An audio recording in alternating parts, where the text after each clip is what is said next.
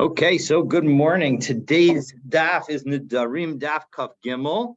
I'm going to share my screen and we will get started. So we are in the middle of a series of stories about the annulment of Nedarim. And the last story that we ended with yesterday was the story of Rav Schora. This Rav Schora was somebody that Rava was praising to Rav Nachman. And so Rav Nachman said, listen, bring him by. It will be great to meet him. And so he brings him by, and it turns out that Rav Schora has an oath that he needs to have annulled. And so Rav Nachman comes up with reason after reason. Oh, did you think about this? Because again, here's the basics. The basics are as follows.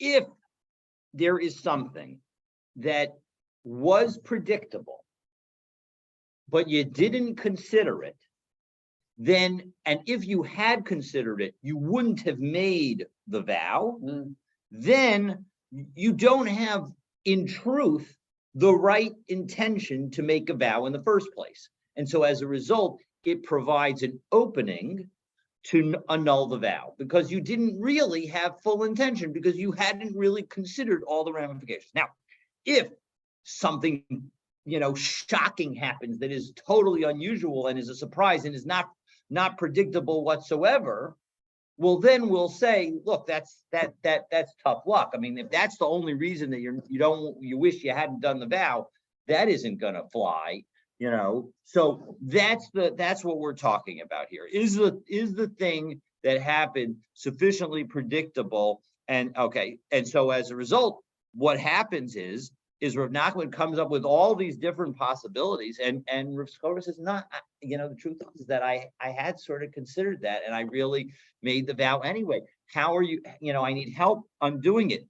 So the result is that Rav Nachman gets upset, and then Rav Schora realizes as he leaves Rav Nachman's that, hey, you know what? I didn't want to get Rav Nachman upset. Indeed, Pirkei Avos says that the right path is a path that deserves praise from everybody, that doesn't get anybody upset. If you choose, that's the right path. So if you're supposed to choose a path that doesn't get anybody upset, and by making this vow, I've gotten Rav Nachman upset, that's something that I could have predicted. And the way that I would prevent it is I wish I didn't do it. So as a result, we ended that it says that as a result, I wouldn't have made the vow, and v'shara l'nafshe, and he annulled the vow for himself. Now, the problem with that is that you're not allowed to annul a vow for yourself. So if we turn for a moment to Kav Gimel Amud Aleph in the second line of the Ran, we'll just do this because I should have done it yesterday. But Pasach Pischa l'nafshe in the middle of the top lines of the Ran, second line. Lo sheyate Rav Schora la'atzmo. When we say that he opened an opening for himself, it does not mean that he actually annulled his own vow. Dehakaim alan lo yachel dvaro hu eno michal. That the point is that the language of lo yachel dvaro, his word is that he's not allowed to annul his own vow. Ella shematza pasach. Rather, what this phrase means is he found an opening that somebody else would be able to permit it for him. So that's the key to make sure that we understand that, because we're going to have other cases today of people who the language of the Gemara is that they annulled they did a Pesach for themselves, and they annulled their vow, but it doesn't mean that they annulled it themselves. It means that they found a basis to annul it. Okay, so having given that background, we're now ready to pick up. We're at the bottom of Kaf Bet Amabet, second line, middle of the line, the Reish Shin, which stands for Rabbi Shimon. So Rabbi Shimon, Rabbi Shimon, the son of Rebbe, Habalei Nidra Lemishra. He had a neder that he wanted to have annulled, that he wanted to have permitted. So he went to the rabbis and he said, listen, rabbis, I would like you to release me from this neder. So Amri le nadarta adaita dahachi. So again, we have the same language of did you consider this thing? It doesn't tell us what the is. thing was, but the point is that the rabbis went through a whole bunch of things, and what did he say? Amar in. He said, yes, I had considered it. I daiti dahachi. Did you consider this thing? Ain. Absolutely. Kama zimnin. So, and that happened many times. So as a result, as we turn to Kaf Gimel Amid Aleph, v'havu mitztare rabbanan mishimsha latula umitula lashimsha.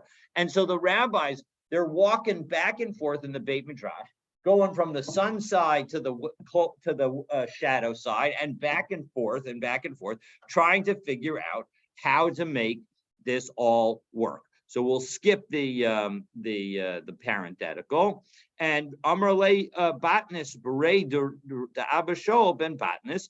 So so as a result, what did Batnis, the son of Abashol, the son of Batnis, so he was clearly named after his grandfather.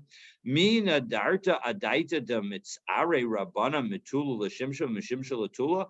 Listen, did you mean that you were going to aggravate the rabbis such that they would end up walking back and forth from the sun to the shade and shade to the sun? Is that what would you have still made the vow if you had known that that was what was going to happen? So Amar Lo, no, I wouldn't have made the vow, and therefore Visharyuha.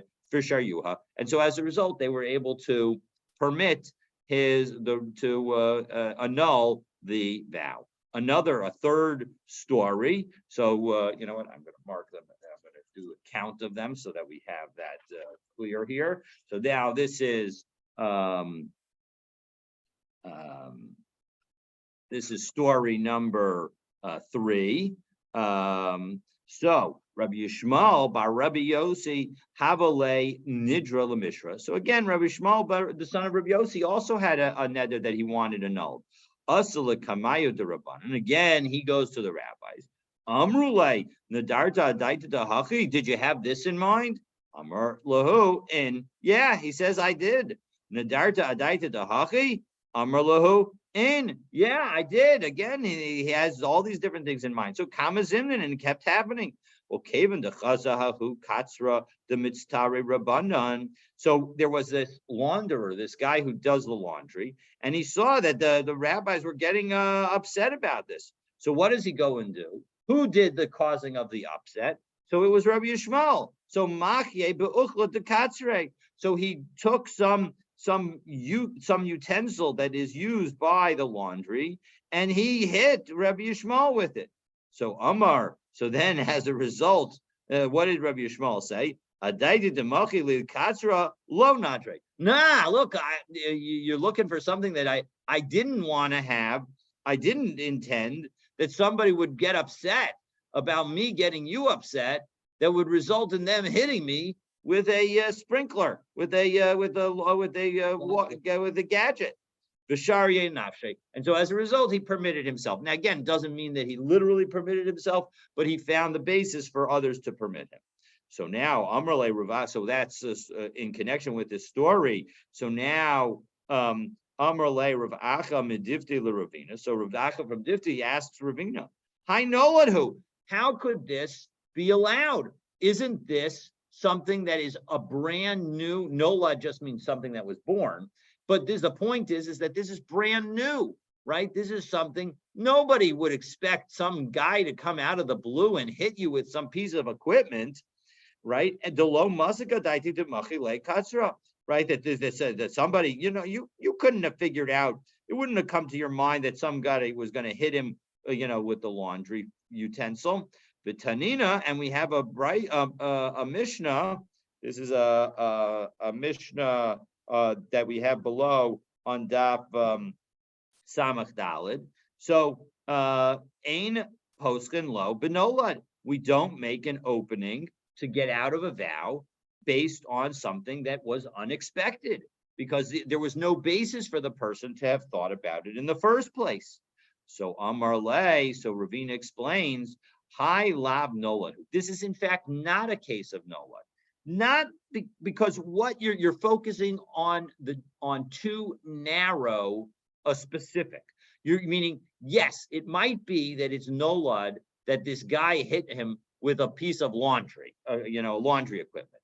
But the shchiche apukore the mitzare rabbanan, because there are lots of people who like to cause pain for rabbis. They like to annoy rabbis, and so as a result, the fact that somebody would want to annoy Rabbi Yishmael, who is himself a rabbi, they will use any basis to try and come up with an excuse to annoy him.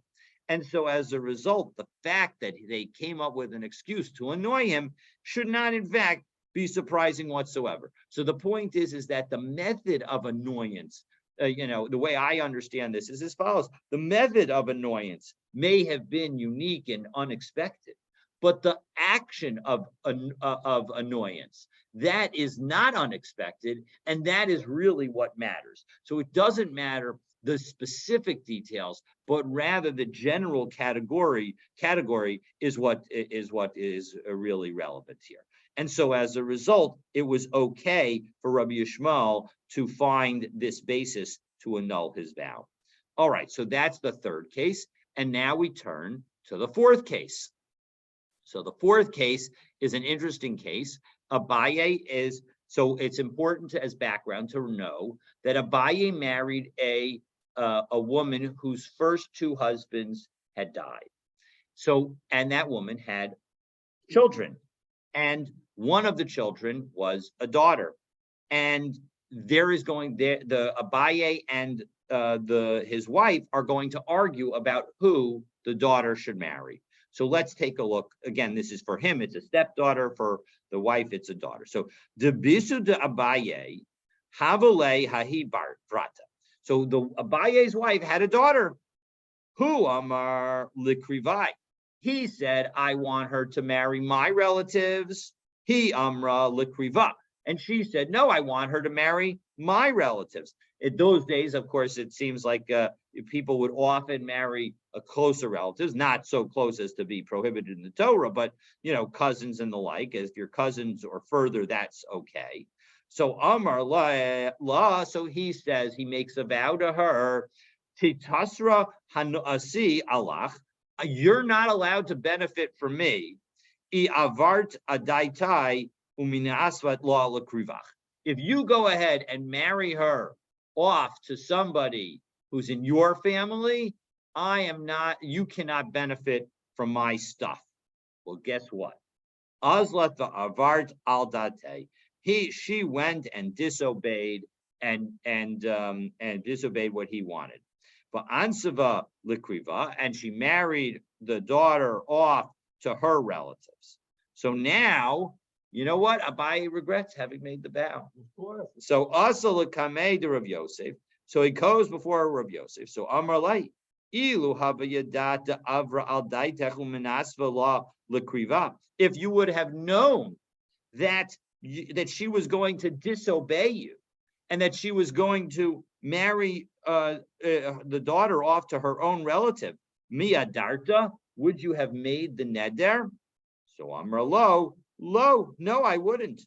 Visharyev Rav Yosef, and so as a result, Rav Yosef freed him from the vow. Now, this is a big question, because umishari ki hai gavna, do we really free somebody based on something like this? And the Ran helps us understand what's the question of the Gemara. So if we take a look,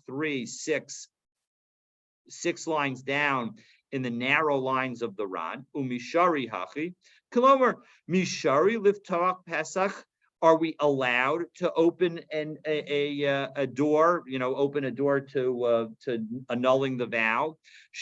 In this case, shahaneder mochiach hefech me'oto Pesach. It seems like the whole purpose of the vow is the exact opposite of what you're opening it. Meaning, what was the purpose of him making the vow? The purpose of him making the vow was in order for her not to marry the daughter off to her relative. And what did she do? She married her daughter off to her relative. So this is completely inconsistent with the desires of Abaye. Shaharei kol ikar haneder, the whole purpose of the vow, lo haya ella she'im ta'avor al dato ta'aser bahanato, that if she were to violate his will, then she would be prohibited to benefit from him. So here, how can we undermine and say that it wasn't a good vow when she did the opposite of what he was trying to get her to do? Right? It seems inconceivable that that could be the cause for her to for the undoing of a vow. But the Gemara answers actually yes, it is okay to undo a vow based on that. But Tanya, because we have even a brisa. There was a guy, Shahidir as Ishto Mila Alos Laregel, who said to his wife, listen, if you go to Alot HaRegel, if you go, to presumably, depending on the time. Now, in the end, the person who's going to be asked this question lived after the Beit HaMikdash was destroyed. So it doesn't seem like it could be during the time of the Beit HaMikdash. So maybe people still went up to Yerushalayim, or it doesn't mean literally to go to Yerushalayim, but rather to go somewhere, to go to a Rebbe's house or something like that. But in any event, he says, listen, I don't want you going anywhere on the holidays. I need you home with me. And you know what? She went. So what happens? Uval of ne Rebbe Yossi. So it all came in front of Rebbe Yossi. Amar lo, and Rebbe Yossi said to him, the ilu hayita yodea she'overet al daitcha va'ola laregel klum hidarta. If you had known that she was going to go on the, to the aliyah laregel, even though you told her not to, would you still have made that neder? So Amar lo, no. He said, no, I would never have. So Ve'etiru Rebbe Yossi. So as a result, Rebbe Yossi used that as a basis to annul the vow. Now, this raises a lot of problems, a lot of questions. The way I see it is two wrongs don't necessarily make a right. Correct. And so the Ran phrases the question the following. The first question is, we learned 3 days ago, so it wasn't one of the days that I taught. So, but just to go over it, what we learned 3 days ago at the very beginning of this parak was that there is something called nidrei zeruzin, that there are these neders that you can make to encourage somebody to do something. And we had in that Mishnah an example. If I'm selling to you, if I want to sell this pen to you, and you say, I am not going to pay more than 50 cents for this pen. And I say, I'm not going to sell it to you for less than $1. And we then both make Nedarim to that effect. Those Nedarim are not vows at all. We don't even need to nullify those vows. You know why? Because what do we both mean? We both mean that, listen, we know we're going to get to 75 cents and I'm going to sell it to you for 75 cents. So the point is we both don't really fully mean our vow. But what we're doing is we're trying to encourage the other person to do something that we want. Negotiate. Exactly. It's part of negotiation. And so as a result, the Ran's first question is, I don't understand. Why isn't, if the whole purpose of Abaye making this vow is just in order for his wife to do what he asked, well, why isn't this a nidrei zeruzin? And therefore, it's a neder where you're encouraging the person to do something exactly the way you do, to do the thing that you want, which is move off your price already, right? That's what I'm trying to get you to do. You're saying no more than 50 cents. I'm saying no less than $1. I'm trying to get you off of 50 cents. You're trying to get me off of $1. Perfect. All right. So the Ran answers that when we're talking about a situation where I'm trying to get you off of $1, I'm trying to get you off 50 cents and you're trying to get me off of $1. Neither of us, when we make the vow, have any real intention to fulfill the vow. We know our intention is specifically on just getting the other person off of their position. But here, when Abaye made the vow, the Ran explains that the point is that he was not actually intending to violate the oath from the very beginning. He meant his oath. He meant to say, I don't want you. He was trying to convince his wife how serious he was. And so as a result, his mind and his words were consistent. Okay. So now the problem is that at the end of today, in fact, the next thing we're going to learn is the next Mishnah. And what does that next Mishnah say? The next Mishnah is going to tell us about a case where what happens if I want to invite you over for a meal? And you're like, no, I don't want to. And I say, if you don't come to eat with me, I'm never going to let you benefit from me at all. Well, again, I'm trying to, on some level, what I'm saying is consistent with my thought, meaning I really want you to eat with me, and I'm trying to convince you.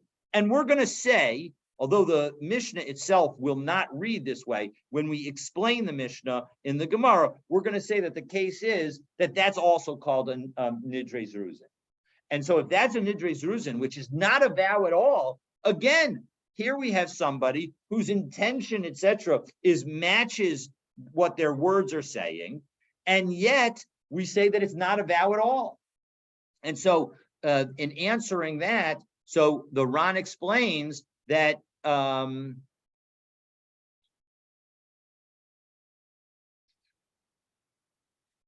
point is that there is a difference in the level of importance.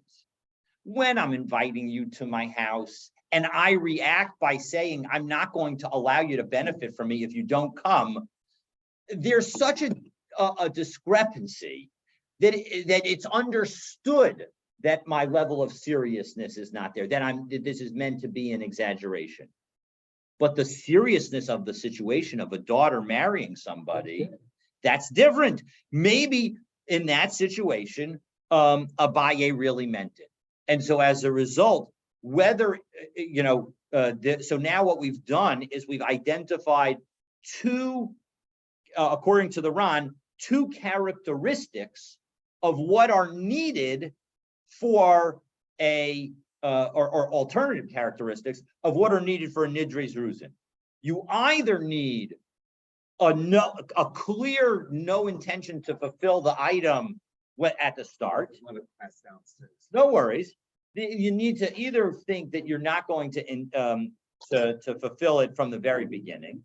So when you make the vow, it's like I make the vow that I'm not going to sell it to you for less than $1, because it's clear when I made the vow, I didn't really mean that. I was just trying to get you off of your price.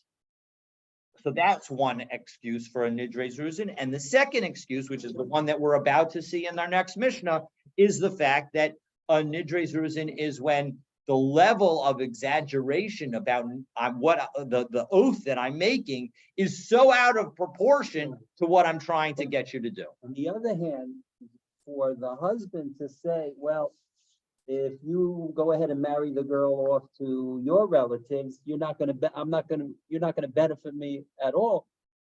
That's worse. It's almost like the cure is worse than the ailment. Well, that is true, but one understand the point that the Ran is making is that in that situation, if you take a look at the three different oaths, right? The oath, I'm not going to sell you this for less than $1, and you say I'm not going to buy this for more than 50 cents. The oath that if you don't come to my home to eat with me, I'm not going to allow you to benefit from me. And the oath that Abaye made that says that if you marry our daughter off to your relatives, you're not going to be able to benefit from you. If you were to ask which of those three cases is the most likely valid oath, everybody's going to say that the Abaye oath is the valid oath, because that's clearly the most serious. Exactly. And so that's why. So the Ran has now explained that's all he's trying to say. He's trying to say that that's why that oath required nullification, while the other two oaths don't require nullification at all. They're not good from the very beginning. Null and void. Exactly. They're null and void from the start. Okay. So now that we've done that, we're ready to go on. to the next Mishnah. So the next Mishnah, again, details another motivational neder, but it's not clear from the text that that's the case. So what's the case? So we're talking about, Mark, we're talking about people who make vows, they make a promise, but they don't really mean to keep it. The reason that they make the promise is to encourage somebody to do something, okay? And sometimes you might make a promise to try and get somebody to do something, but you don't really mean what you're saying. It's like if I were to say, and again, I don't mean this at all. If you don't come to my class tomorrow, I'm going to jump off this building, right? That doesn't make any sense. I'm only trying to tell you how important it is for you to come to my class.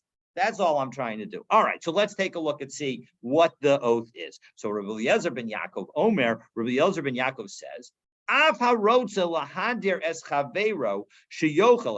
similarly, if somebody wants to get their friend to eat with him, what should he do? Yomar lo, he should say to him, call neder, and there's a question about whether this word lo is there. So we're going to start by reading it with the lo, because certainly the Gemara implies that the lo is there. That he should say to the guy that he's trying to get to eat with him, call neder sha'ani asid lidor hu batel. Any kind of vow that I make is nullified. And then what do I say? And then I basically make a neder that if you don't come to eat with me, you're not going to be allowed to benefit from me at all. Wow. That was pretty strong, yeah. But the important thing is that he needs to remember the neder at the time of the neder. Okay, that he needs to remember his statement that all my nedarim are false, are nullified when he makes the neder. Okay, so now there's a lot to unpack there. But the first and most important question is that if we read it the way I just read it, once I tell you, all right, if I'm trying to get Stan to eat with me, and I tell Stan that any kind of vow that I make is not a good vow, is not a valid vow, and then I tell him I'm making a vow that if he doesn't eat with me, he's not going to benefit from me. What have I done? Right? Lo shamale below asi bahade. Stan's not going to come and eat with me because he knows that the vow, I just told him that the vow isn't a good vow. All right. So that's the question. Now, that you might think that one easy way to answer that question is just say that instead of saying Yomar Lo, instead of the fact that I should tell you that I'm going to say that all my vows are not valid vows, I should just say it secretly, quietly, and not to you. And that way you don't know, but I've made this as a condition to all my future vows. But that's not what the Gemara is going to answer. So the Ran is going to explain why the Gemara doesn't answer that. So let's take a look. Bottom Ran, 4 lines up. Kaven de Amar kol neder v'chulu lo shamale v'lo asil gabe lemecha b'hadi. Right. The whole point is he's not going to. If I tell him that I'm not going to, that all my vows are invalid, he's not going to listen to me and come to my house as a result of the vow that I make. Lefisha kvar yodeya, right? He already knows hamizuman, the person who is invited, she'ein neder chal alav, that neder is not a valid neder. Shekvar batlum is hamizame, that the person who made the invitation already nullified it, right? So, okay, see you soon. All right. Ubedinuhu. And now in reality, the Gemara could have answered, Amar Mader b'chashai kedei shelo yishma hamoder, right? That the point is that all the oath taker needed to do is to just say the neder quietly. Ela akati lo asya le masnisan shapir. But even if we were to do that, we would still have questions about our Mishnah. It wouldn't fit well in our Mishnah because there are 2 aspects of our Mishnah that seem to be problematic. First, the Kaven de Ketani af harotze, right? The very beginning, the first word of af connects our Mishnah to the end of the last Mishnah. And the last Mishnah, the end of the last Mishnah was dealing with Nidre Zeruzin. So it seems to be saying that an oath like this, to say to somebody, if you don't come to eat with me, you're not going to be allowed to benefit from me, that would be an oath of zruzin. That would be an oath of encouragement, and therefore it should be an invalid oath to begin with. All right. So mashma dahan nami mishum nidre zruzin and mutter v'lav mishum tanai shehitna v'im kain my af. Right. If you're going to tell me that the whole reason that this oath is not a valid oath is only because I made a condition, well, then why the word af at the beginning of our Mishnah? So that's question number one. If we were to just simply say that that we're just talking about where you say quietly kol nidre sha'ani atid lidor hu batel. V'od de'ibiki hai gabna askinan. And moreover, if we're talking only about where the person says quietly that the nedarim that I'm going to make in the future are invalid, heichi tani ubilvad sheyehei zachor. What does it mean? And specifically, if the guy remembers it, because pshita shehu zachor, of course he's going to remember it. I literally just told you that that all my vows are not going to be valid. And then literally the next sentence is that if you don't come to eat with me, you're not going to benefit from me. So of course I remember what I said 10 seconds ago. Shahare b'shas haneder hu matna. It's at that exact moment that he's making the condition. So as a result of all this, notwithstanding the fact that in fact it is true that the person could have just said it quietly, we're now going to do a complete reread of our Mishnah as we turn to Kaf Gimel Amud Bet. So let's take a look and see what the Mishnah really means to say. So Chasuri Mechsera B'Hachiktan. So the Mishnah is missing words, and this is what it really means to say. Harotze sheyochel etzlo chaveiro. If you want your friend to eat with you, umisarev bo umadiro, and the person says no, and so you then make a vow that says that he's not going to be allowed to benefit from you. Nidre ziruzinhu. That is a neder of encouragement, to encourage somebody to do something, and therefore it's not a valid vow in the first place. There's no need for nullification because it wasn't a vow. Not only that, but now there's a second rule in our Mishnah. If you are worried that you are going to make vows during the rest of the year, here's what you can do. Yamod b'Rosh Hashanah, get up on Rosh Hashanah, v'yomar, and then you say, Kol neder sh'ani asid lidor yehei batel. Any kind of vow that I make in the future for this year, that will be nullified. Uvilvad sheyehei zachur b'shas haneder. As long as you remember that you made that condition when at the time that you make the neder, so then it will be nullified. Now we're going to ask the obvious question. I don't understand. If you have in mind the fact that you made the that you said that all your nedarim are invalid at the moment that you make the neder, then one, why are you making the neder? And two, if you make the neder, aren't you nullifying your earlier statement? And that's exactly the Gemara's question now. Izachor akrei l'tanai. If you remember the fact that you said the earlier statement that all your vows are going to be nullified, then aren't you, by making a vow, nullifying that earlier statement and showing that now all your vows are good, and therefore v'kayim leila nidre, and therefore you have to fulfill this vow? So we're going to offer two answers. The answer number one is Abaye. So Amar Abaye, Tanei uvilvad shelo yehei zachor b'shas haneder. No, just say that what was really meant in our Mishnah. Look, right, at the end of the day, we are adding a lot of words to our Mishnah because we said Chasuri Mechsera. And we're now having the Mishnah deal with two different cases, not just one case. And so let's just add another word that in fact, we're talking about a situation where the person doesn't remember at the time of the neder. But Rava is unhappy with that. And as the Ran explains, it's not that he disagrees with Abaye. He totally agrees with Abaye, meaning that when we if I make a condition now that says all of my nedarim are not valid nedarim, then when I make a neder, if I totally forgot that I made that condition, that's stipulation initially, and then I make a vow, my vow is not a valid vow, and so as a result, That's why my um, uh, um, so as a result, that it's true. If I don't remember, then it's going to be a valid vow. But what Rava doesn't like is he doesn't like changing a yes to a no. So as a result, Rava is going to explain to us how what was said could, how we can set up a case that actually, if you specifically remember your vow, that's the time that the stipulation will be effective. So let's take a look. So Rava Amar la'olam kedamrina mikara. Really, we can say that the reading of our Mishnah is as we said initially.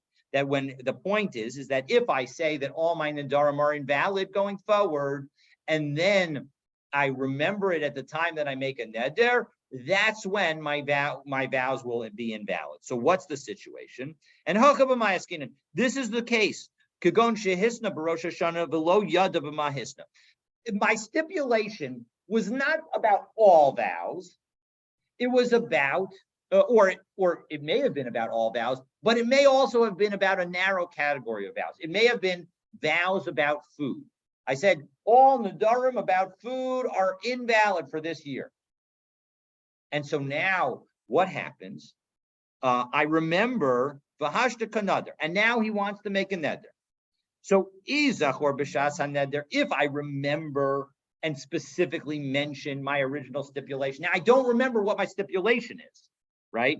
So I on Rosh Hashanah, I made the stipulation that all Nedarim about food are invalid.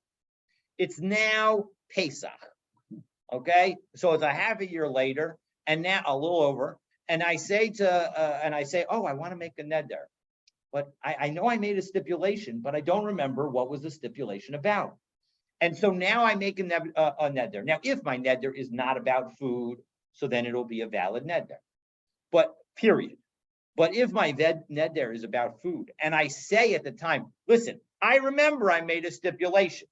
I don't remember the subject of my stipulation. And so, but I want my stipulation to take control over the neder I'm about to make. That if, in fact, my stipulation would undo my neder, I don't want my neder to exist. But if my stipulation does not undo my neder, well, then, of course, I want my neder to exist.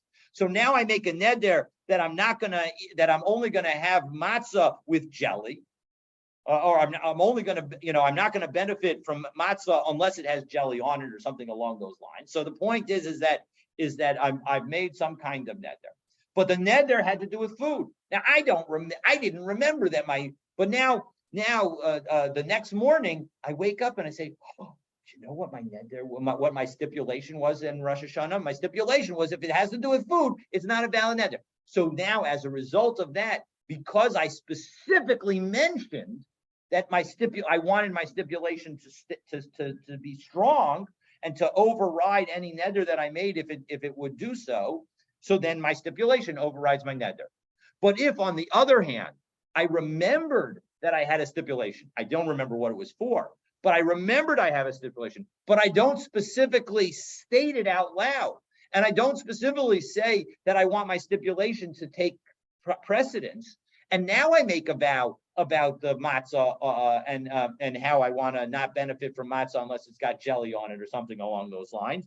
Well, then, because I knew and remembered my stipulation, but I didn't condition my vow on that stipulation, my new vow undermines the stipulation. And now my new vow is a required vow. So again, let's take a look at this inside. V'hashta kanadar. So now I'm making a vow. So izach or b'shas haneder, if I remember at the moment that I'm making the vow, v'amar al das harishona ani noder, and I say specifically that my original intent, meaning my original stipulation, I want it to stay in effect. Well, then nadre le base mamasha. Then his neder will not, so then Nidre lays mamasha. His neder has no substance to it because it was undermined by the original stipulation. But lo amar al das harishona ani noder, if I don't say that I want my original stipulation to take effect, well then akre l'tanai, then by making a new neder, I've undermined my stipulation, v'kayim l'nadre, and now my neder has to take effect. Okay, so and I've already covered the Ran here, that the Ran, again, the Rava does, it's supposed to say does not. I apologize. I got to make that change before I file this. So Rava does not disagree with a biased description of the law, but Rava wants to offer an explanation that's consistent with the language of our Mishnah. All right. So now final, given the foregoing, so now there's a debate about the appropriateness of publicizing these rules. So Rav Huna Bar Chinana he wanted to tell everybody, listen, you should get up on Rosh Hashanah and say all my Nedarim are not valid. Okay? So Amrle Rava said to him, listen, I don't think you should do that. Tana kamistayim la sutume. This Mishnah was hidden on some level. The point is the person who taught it specifically didn't teach it with all the details. We had to explain that it was a chasuri mechsura. So Kadesh lo yanagu kalos rosh b'nedarim. I think that was done in order to prevent people from being lighthearted about and not being intentional about making nedarim. V'at darash la b'pirka, and you want to teach this publicly? Now, of course, in fact, we do on some level teach this public, because that's exactly what we do with Kol Nidre. On Kol Nidre, there's an aspect of nullifying past vows, but the Ran actually notes that the key part of Kol Nidre, although he's upset about it, he actually agrees with Rava and says that and many others also, my understanding is, agreed with Rava and said we shouldn't do it. But nonetheless, of course, Kol Nidre has now become ubiquitous. And so, and in fact, there are a couple of different answers. One, Tosos says that it's only Amei Haaretz that we can't publicize this rule. And basically, nowadays, either we're all not Amei Haaretz because, we have a level of seriousness to our observance, or those who are Amei Haaretz are not likely to treat Nedarim any differently as a result of saying Kol Nidre. But in any event, now the question that you may have is, what about Rebbe Eliezer ben Yaakov in our Mishnah? Do the rabbis agree with him? Meaning, is what he said, in fact, the halacha or not? And that's the question that we're going to begin with tomorrow. So God willing, stay tuned for tomorrow's daf. Rabbi, there's a rule that when Rabbi Eliezer ben Yaakov says something in Mishnah, the halacha is always like him. Aha, that's right. You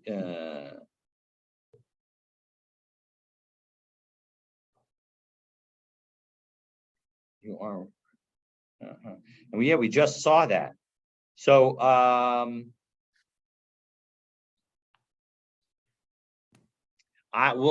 we will have to see tomorrow. I have to prepare tomorrow's daf to figure that out. That doesn't mean it doesn't get debated.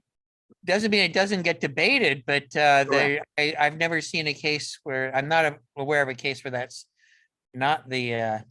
I think excellent point. So we will see. Not the fundamental question will be whether the rabbis agree with him. So you're right that maybe it doesn't make a difference whether the rabbis agree with him as to the halacha, because the halacha is always like Rabbi Eliezer ben Yaakov.